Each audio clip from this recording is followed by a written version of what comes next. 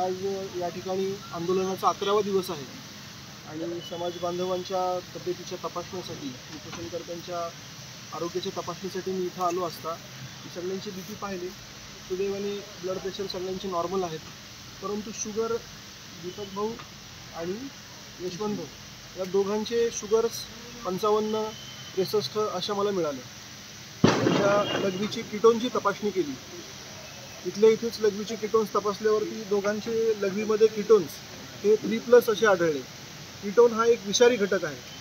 जर हा घटक शरीरामध्ये वाढत गेला तर त्याच्यामुळं किडनीला त्रास होऊ शकतो, किडनीचं काम मंद होऊ शकतं, शरीरामध्ये ॲसिड तयार होऊन मेटाबॉलिक ॲसिडोसिस होऊ शकतो आणि उपोषणकर्त्यांची तब्येत अजून खालावू शकते. त्या दोघांनाही मी खूप विनंती केली की आपण सरकारी हॉस्पिटलमध्ये जायचं नसेल तर जवळच्या प्रायव्हेट हॉस्पिटलमध्ये ॲडमिट होऊ, पुढचे उपचार घेऊ. तुम्ही उपचार घेऊन कीटोन्स निगेटिव्ह आल्यावर परत येऊन उपोषण करा. परंतु त्यांनी उपचारास सपशेल नकार दिलेला आहे आणि मग नाईलाजाने इथं देखील ते काही उपचार घ्यायला तयार नाही आहेत. पण सगळ्यांनी समजावून सांगितल्यानंतर आता ते तयार झाले आणि त्यांना आम्ही डेक्स्ट्रोजचं इंजेक्शन चालू केलेलं आहे.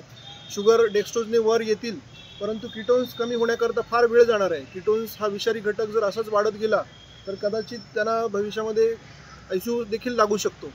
माझं एवढंच सगळ्यांना सांगणं आहे की बाबा जे पण काही कारण असेल, गव्हर्नमेंट म्हणा किंवा शासन म्हणा, उपोषणाची दखल घेऊन लवकरात लवकर धनगर समाजाला ST आरक्षण देण्यात यावं किंवा तसे सर्टिफिकेट देण्यात यावे आणि हे उपोषण लवकरात लवकर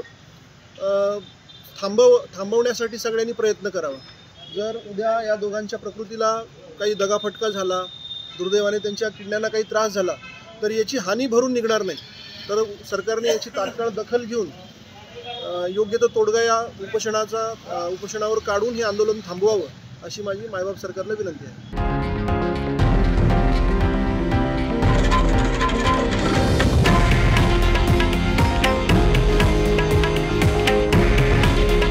हे आहे देशातील नंबर 1 न्यूज नेटवर्क आणि आपण पाहत आहात TV9 मराठी.